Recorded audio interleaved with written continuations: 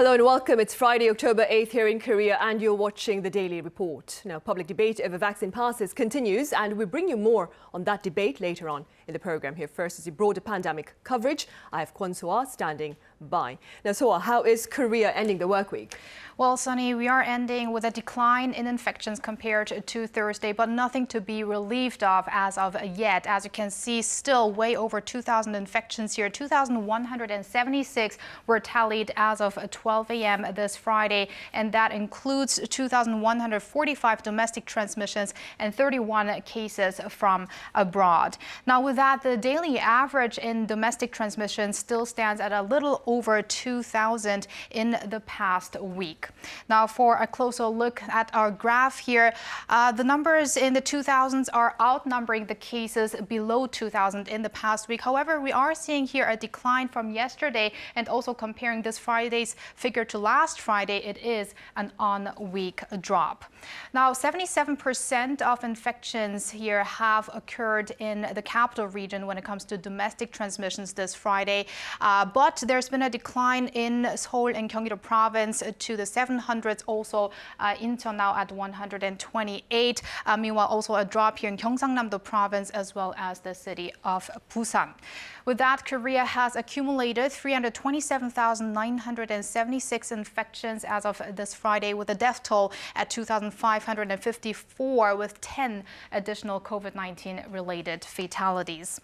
Let's take a look at our vaccination updates. We are now seeing a higher number of people getting their second dose than the first shot here. Over 710,000 people having gotten their second shot on Thursday. With that, 29.2 million people in the country are fully vaccinated and 77.6% have received at least one dose. Moving over to figures abroad, 237.5 million people have been now infected with the virus, with an addition of over 466,000 cases reported in the span of a day, and also a little over 9,000 new deaths.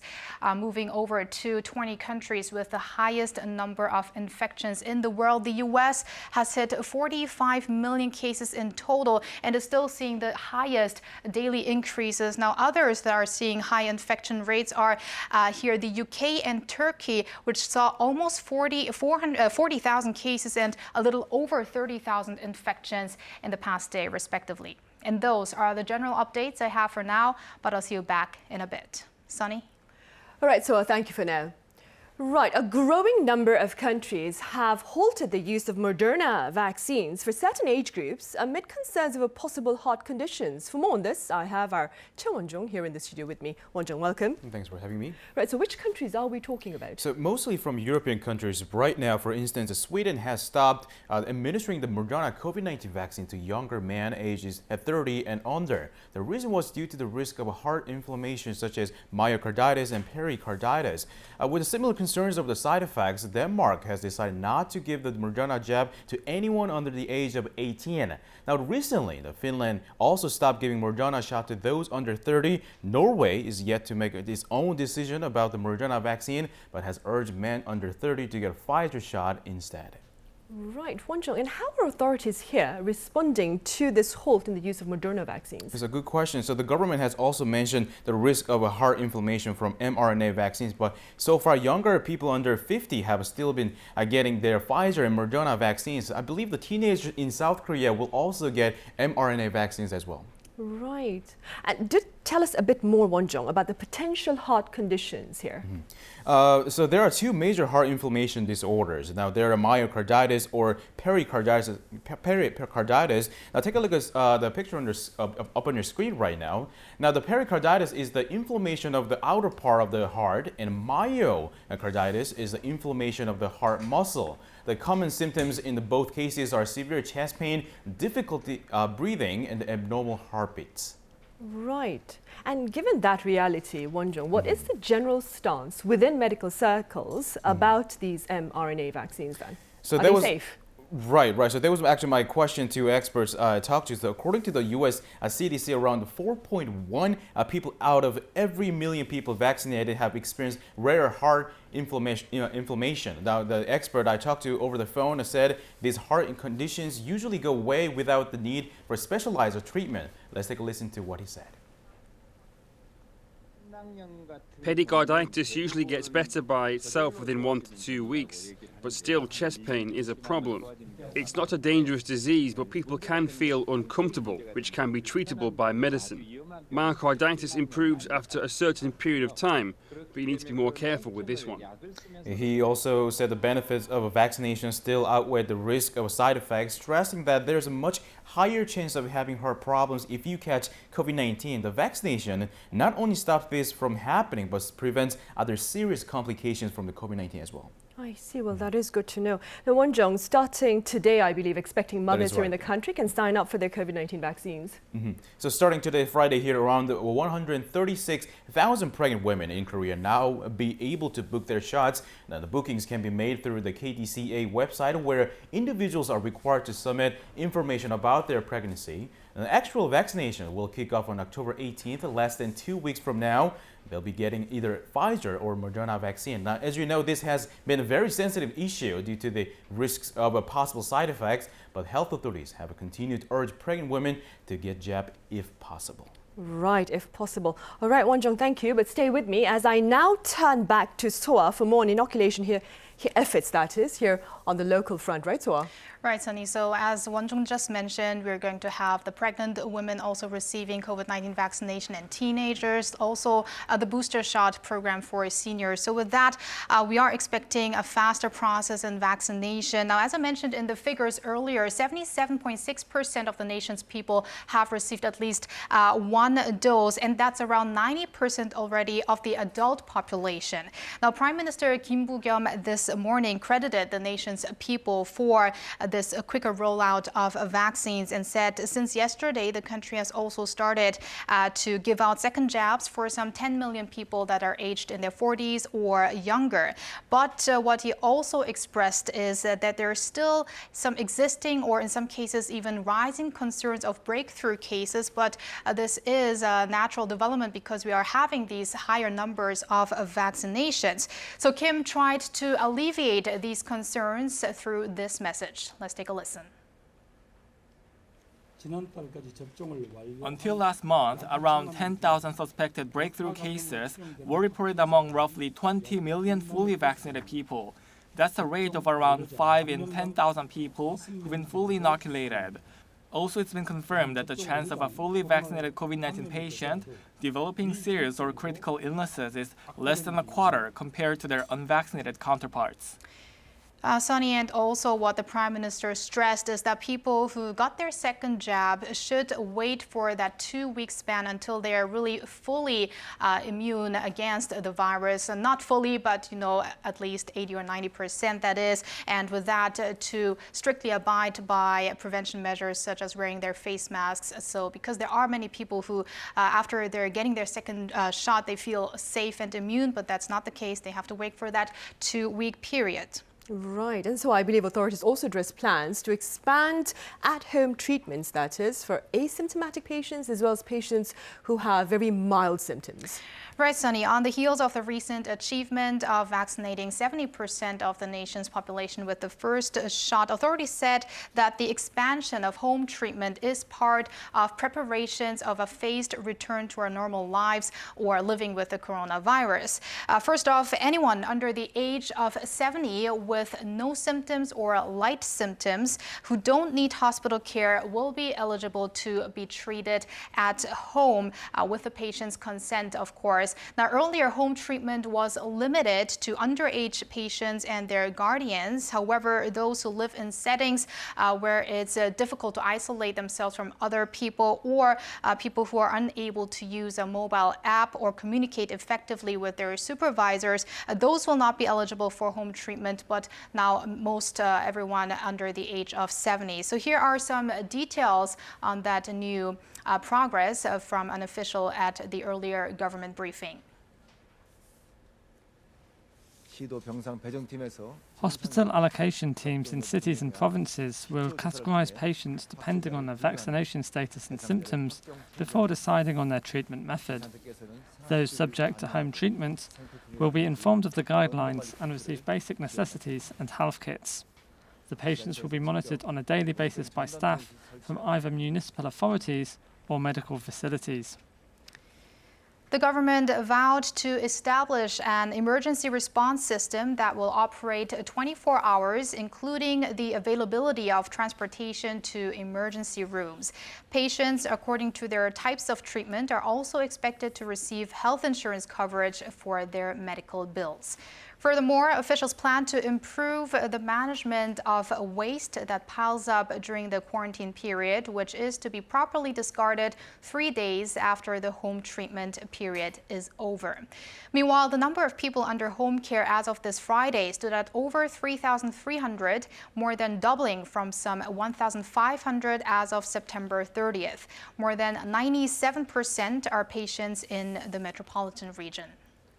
Right. Now, so as we mentioned earlier on in the program, we're looking ahead to a long weekend starting from later this Friday evening. Of course, how are authorities preparing for a further potential spread, that is, of the latest outbreak? Well, Sunny, it's not only the second holiday that we're having this October, but still the aftermath of the recent Chuseok holiday is lingering as well.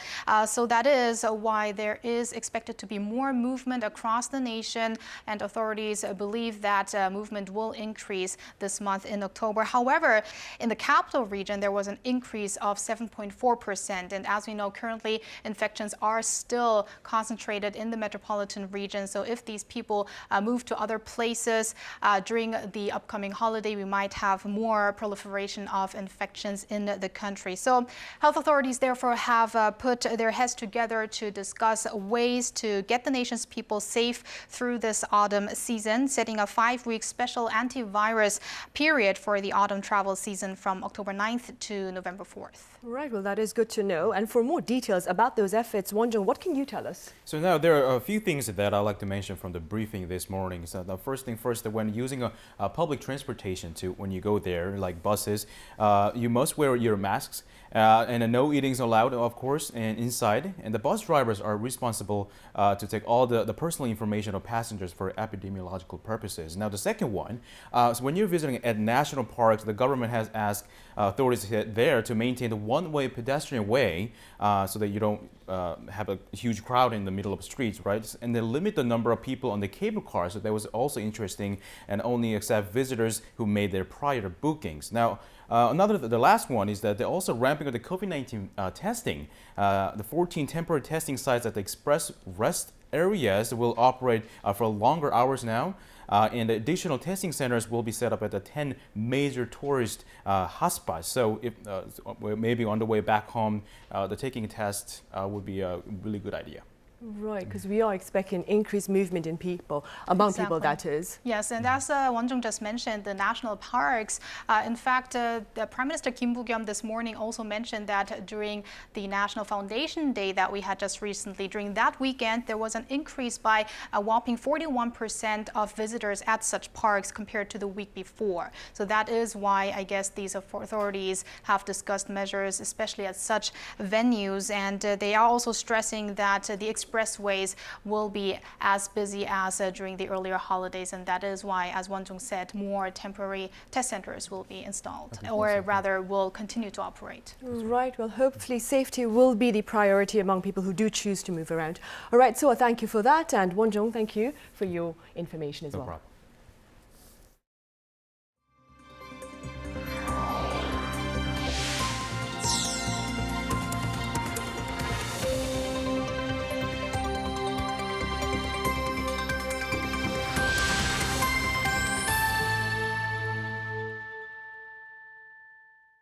Korea has further raised its greenhouse gas reduction target. Authorities on this Friday said the country will seek to cut its carbon emissions by 40% by the year 2030 from the peak level noted in the year 2018. Initially, authorities had pledged a 26.3% reduction in carbon footprints by 2030 as part of efforts to declare carbon neutrality by 2050. Now, Friday's announcement comes in light of the Climate Crisis Response Act passed back in August, which calls on Korea to ease its carbon emissions by over 35% by the year 2030. The revised goal will be shared at the 26th UN Climate Change Conference in November. National Assembly Speaker Park Byeong-seug has called for a global partnership on a parliamentary level to address issues like COVID-19 and climate crisis. Now, during the G20 Parliamentary Speakers Summit held in Rome, Park Byeong-seug said these efforts are needed to bring a turning point to a world battling a stagnant economy and frequent natural disasters. Park also shared Korea's efforts, including the newly passed carbon neutrality law, as well as a plan to provide green funds to developing countries. On the sidelines of the summit, Park met with his German counterpart and voiced hopes for a stronger vaccine partnership, referring to the vaccine jointly developed by Germany's BioNTech and US drug maker Pfizer. On the corporate front, Samsung Electronics is expected to have marked a record-breaking performance for the third quarter, even amid the global uncertainties in light of the pandemic. Our Min Soo-kyun reports. Samsung Electronics expects to post strong earnings in the third quarter of the year. According to its earnings guidance on Friday, the company estimated its sales to be around $61 billion in the July to September period, up 9% from a year earlier. The figure is the best ever quarterly sales for any quarter. It also projected a third quarter operating profit of $13 billion, a rise of almost 28% on year.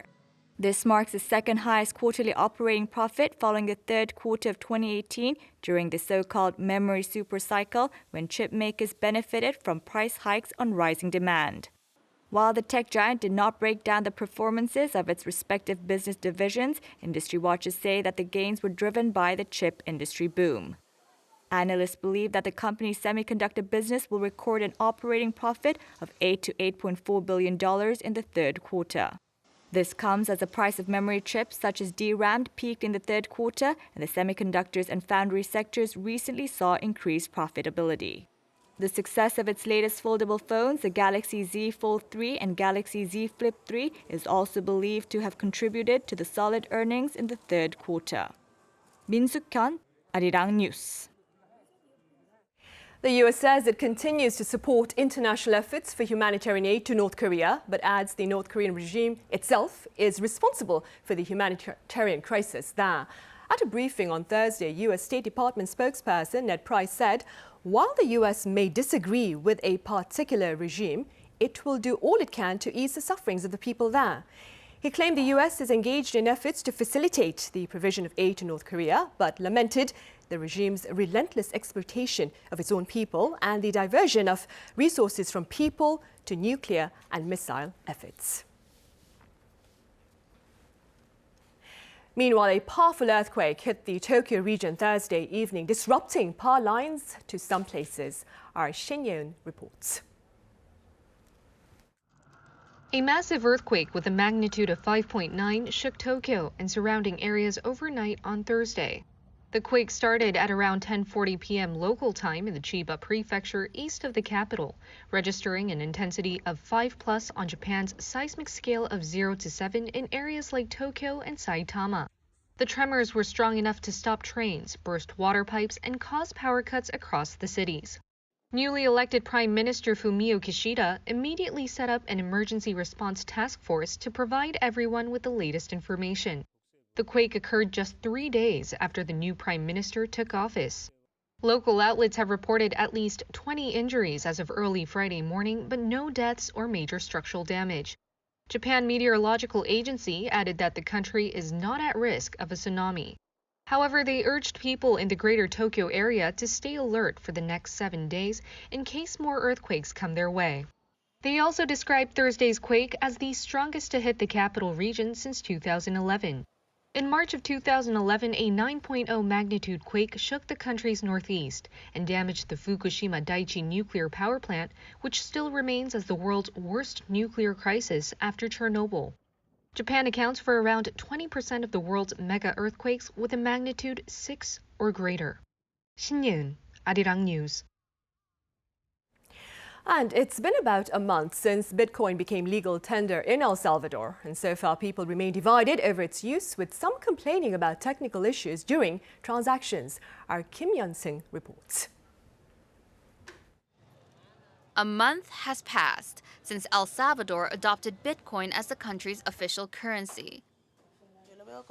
I see Bitcoin as an opportunity for my business to increase its sales to give options to my clients to buy.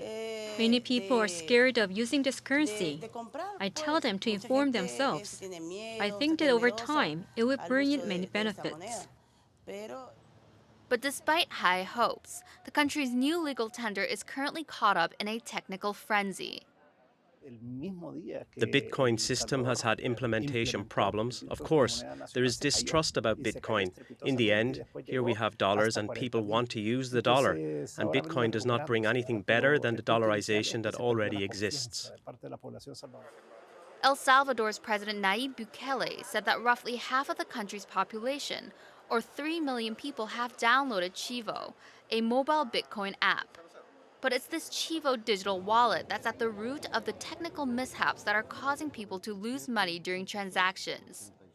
Reuters reported that a 32-year-old man lost $220 while withdrawing cash from the wallet, while similar irregularities, including identity theft, have also been reported.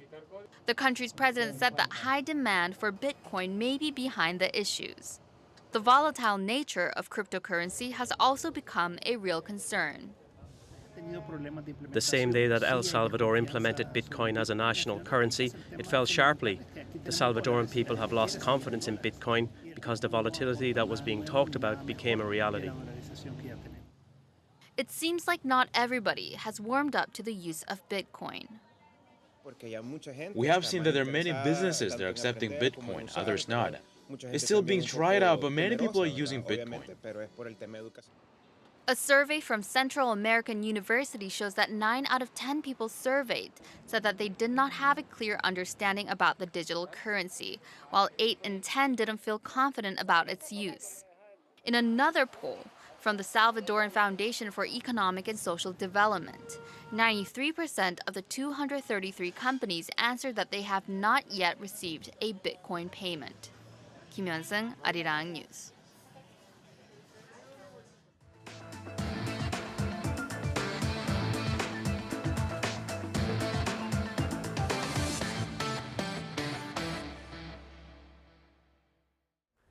In this corner, we touch upon international media coverage of events related to Korea. And for that, I have Kim Sung-yeon joining me now. Sung-yeon, welcome. Hello, good afternoon. Right, so let's begin with the global hype over Squid Game, which has reportedly shed light on the social and economic inequality here in the country. Yes, Sonia. So as we all know by now, the show has become the #1 drama series on Netflix. And the New York Times said the dystopian hit taps into Korea's deep-seated fears over the country's growing wealth gap. The article says Squid Game exposed over-costly housing and scarce jobs, which it points out are indeed concerns familiar to its U.S. and international viewers as well. The New York Times interviewed a 35-year-old office worker in Seoul who binge-watched the series in a single night, who told the outlet that he empathized with the characters and their struggle to survive in Korean society amid soaring housing prices and the lack of jobs. The article says many young people in Korea are competing with one another to grab a slice of a shrinking pie, just like the contestants in Squid Game. Right, Sung-yeon, and I have to admit I binge-watched too. Now, I also hear this Korean drama, Squid Game, has fueled fresh interest in the Korean currency. Right. Interestingly enough, the popularity of Squid Game has landed Korea's won as the second most Googled currency in the world. An article by Fox Business adds that asking how to convert the won into other currencies is also now a trending search. The article also points out that thanks to Squid Game, Netflix has been able to gain over 1.5 million new subscribers in the second quarter alone, after losing 400,000 subscribers in the US and Canada in the same period. It suggests that Netflix's priorities now need to shift away from those markets as international markets are becoming more lucrative. Another interesting story by Bloomberg says a Squid Game has taken Korean soft power to another level that could be a new driver of future economic growth. It adds that Korea's cultural exports have grown even during the pandemic. Right, Song-yeon, and speaking of soft power, I understand 26 Korean words have been newly added to the Oxford English Dictionary. Yes, Sunny, the BBC says thanks to Squid Game and also music like those from BTS, most people have had some sort of exposure to Korean culture in their life, which might explain the inclusion of some of these Korean words in the Oxford English Dictionary. The OED added that 26 new words of Korean origin to its latest edition and said that with these additions, they are all riding the crest of the Korean wave, quote unquote. Now, Korean food features heavily in the latest list, with some of the new additions including the Korean word banchan, the side dishes served along with rice as part of a typical Korean meal. The term mukbang was also added, officially defined as a video that features a person eating a large quantity of food and talking to its live streaming audience. And it also includes the word daebak, meaning an interjection expressing enthusiastic approval. The OED elaborates that including so many Korean words is a recognition of the shift in the daily language used by English speakers. Right. Also, one final story then, Song-yeon. Google Korea plans to comply with a new law here on in-app payments, I hear. That's right, Sunny. Earlier this week, Google Korea said it will be following the country's new legislation that restricts app store operators from forcing their in-app payment systems on developers. Now, Google Korea director, that is, Kim Kyung-hoon, on Tuesday appeared before the nation's Science, ICT, Broadcasting, and Communications Committee and said although there are certain aspects of the law that are regrettable, his company will comply with the new rules. A number of global media outlets in recent weeks have written quite extensively about how Korea is leading the fight against Google and Apple's monopoly in the app market. The country's new law will now require Google and Apple to open up to other payment options for app developers. At the end of August, Korea's National Assembly became the first legislative body in the world to directly challenge Google and Apple's control over their app markets. All right, Song-yeon, as always, thank you very much for the coverage. Thank you. See you next week.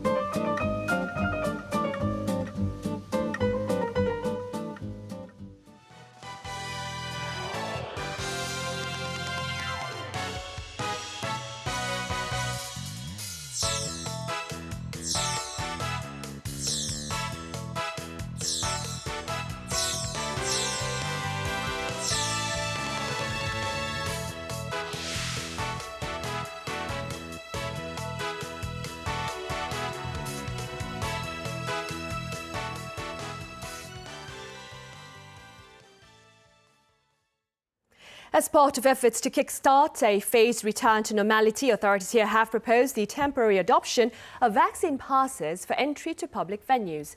Now, the proposal has been met with a bit of controversy, and for more on this conflict, I have Professor Kim Moon-gyu from Yonsei University. Welcome back, Professor Kim. Thank you for having me.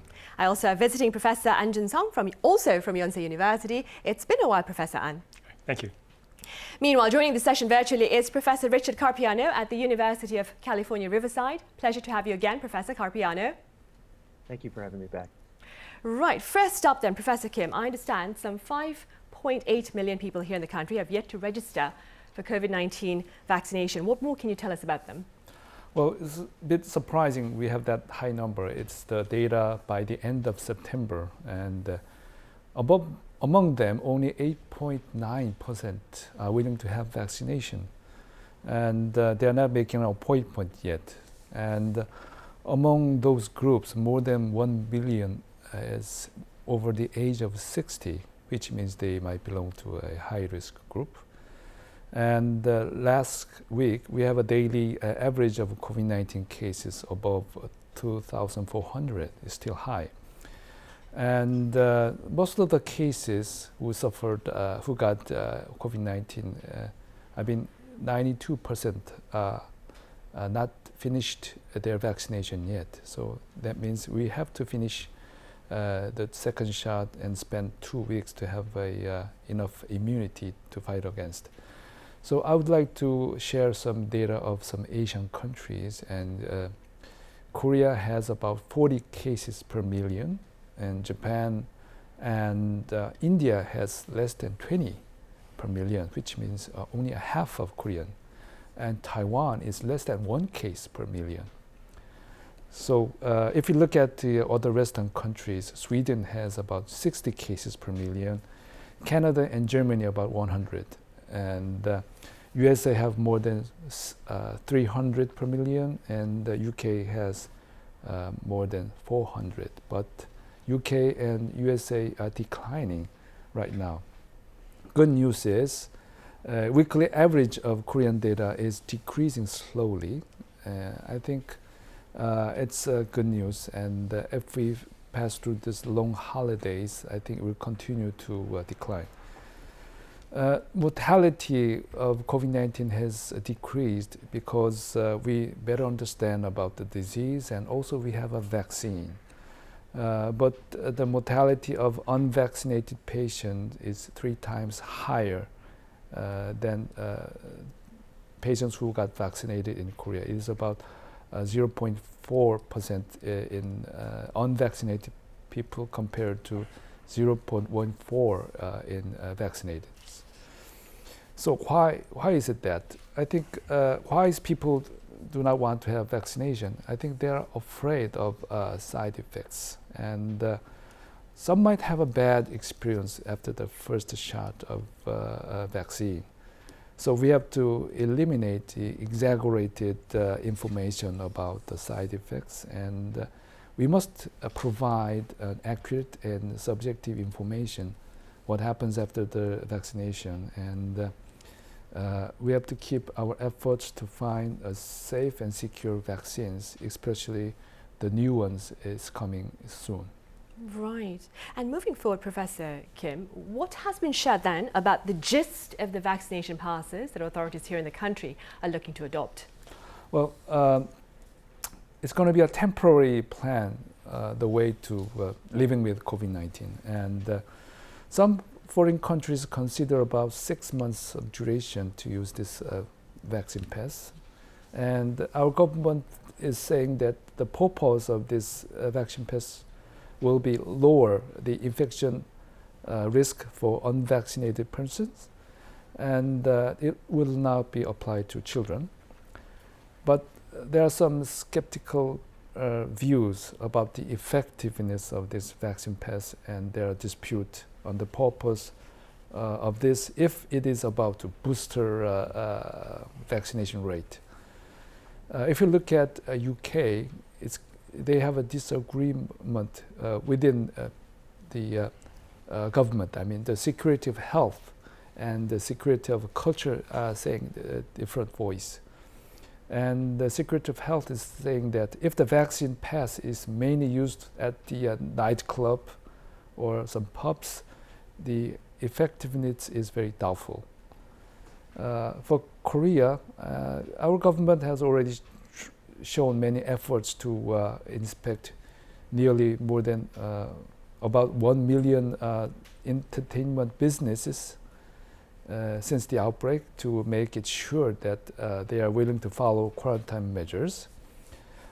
Whatever kind of vaccine pass to be implemented, we must make it sure that all of us are going to keep the rules, and especially in the places with drinkings, singing, dancing in a confined place.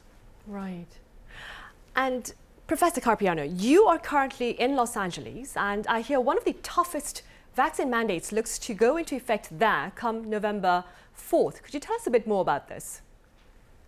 Indeed. So this builds off of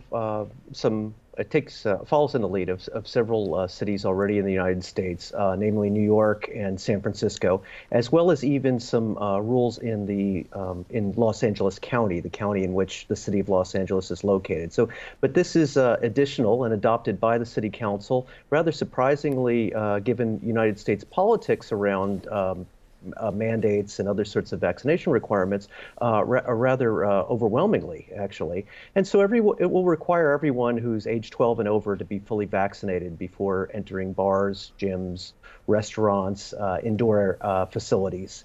And the alternative to that is that someone could also provide just a negative COVID test within 72 hours of entry to those places in case they have some sort of exemption due to religious or medical beliefs.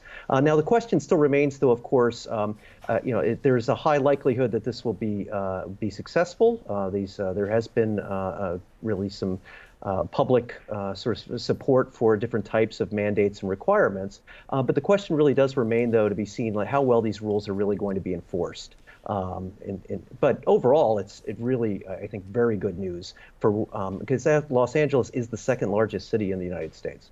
Right.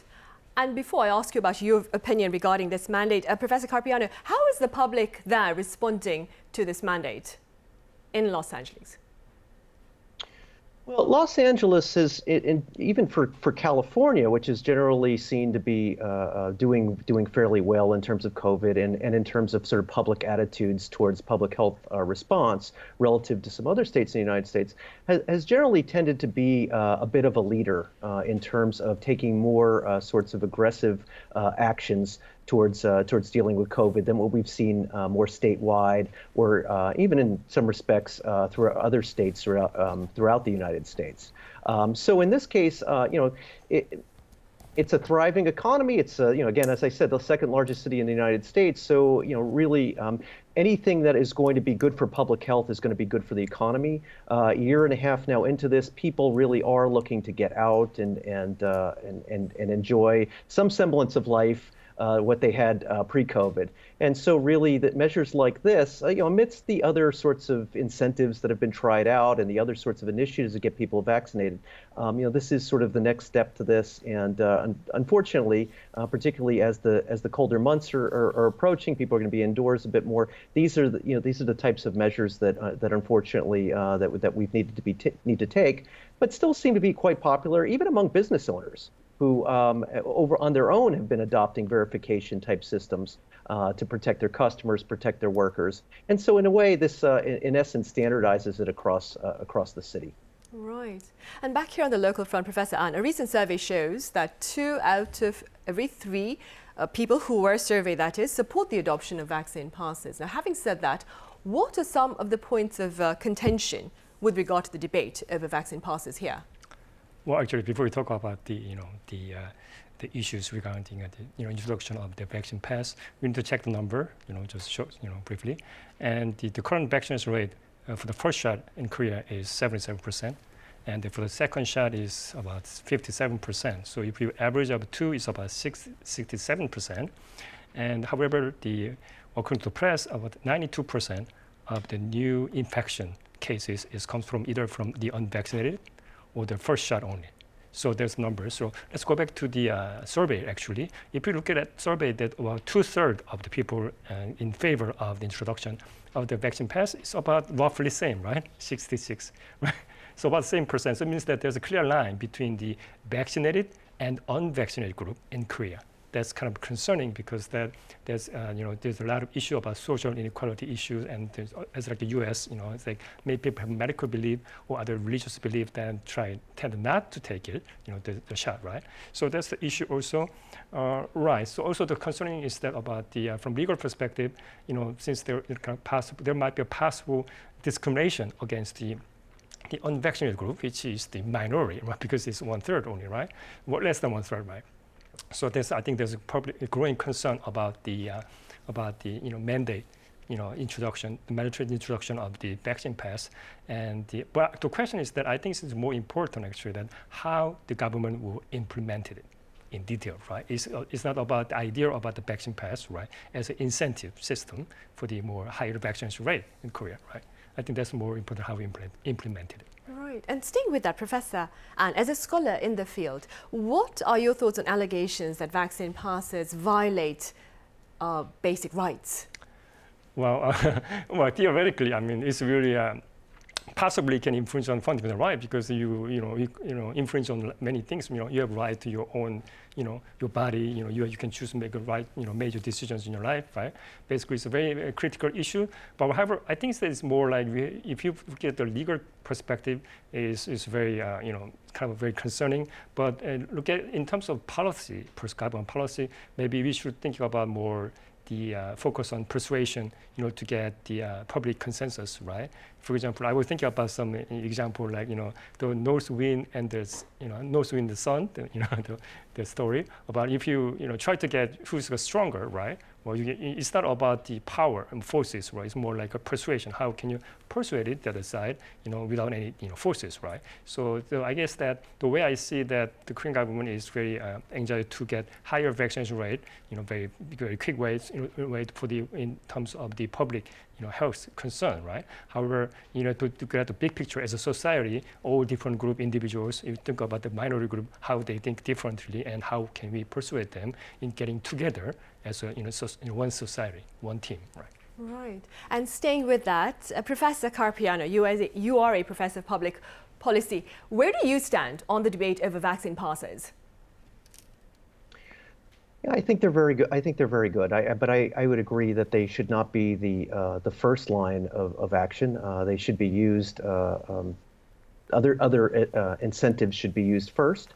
And that this is, but unfortunately, we've kind of gotten to this point of needing safety in terms of uptake being inadequate.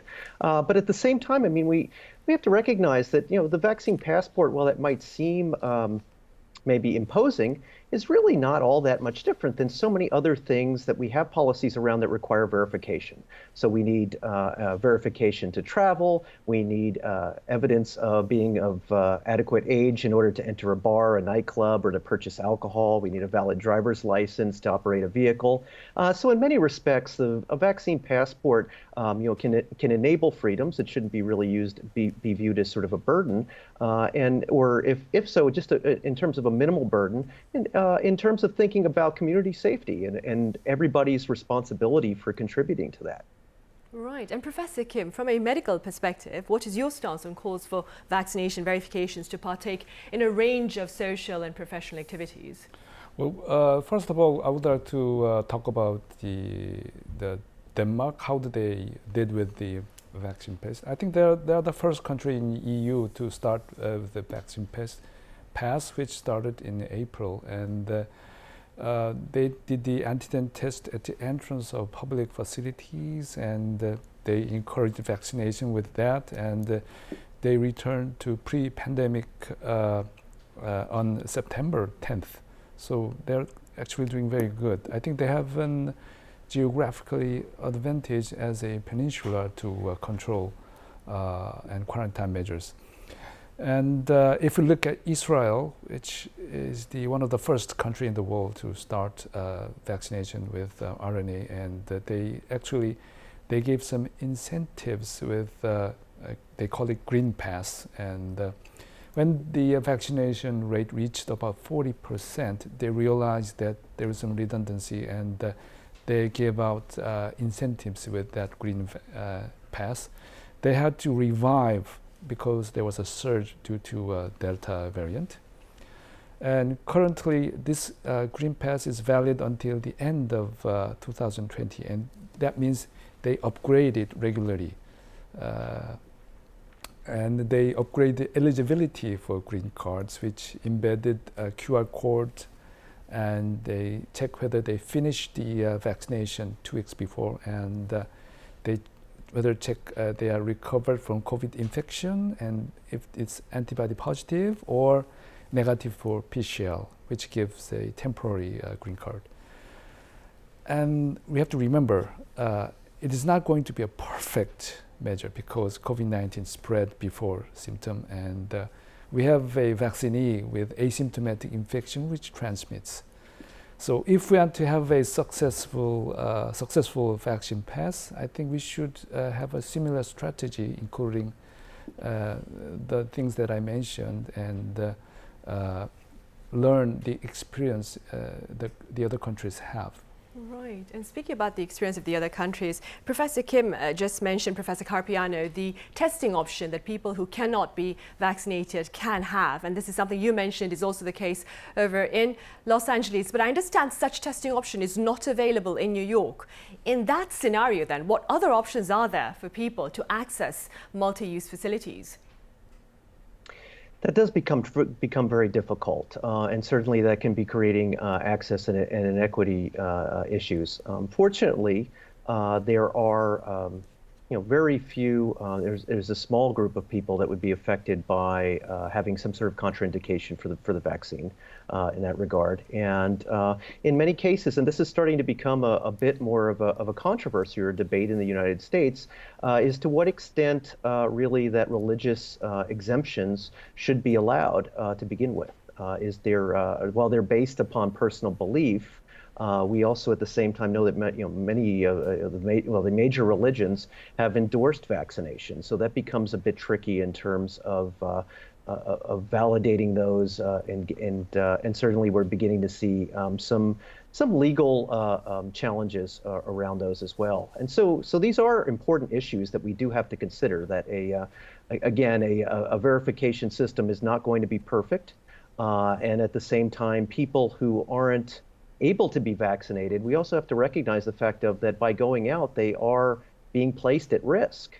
for contracting. And so in that respect, a person who may be under vaccinated or not vaccinated at all, in that case, while that might seem to be preventing people from accessing things, in many instances is also an important means for the community to be trying to provide protection for them and their families as well. Right, that is one way of looking at it.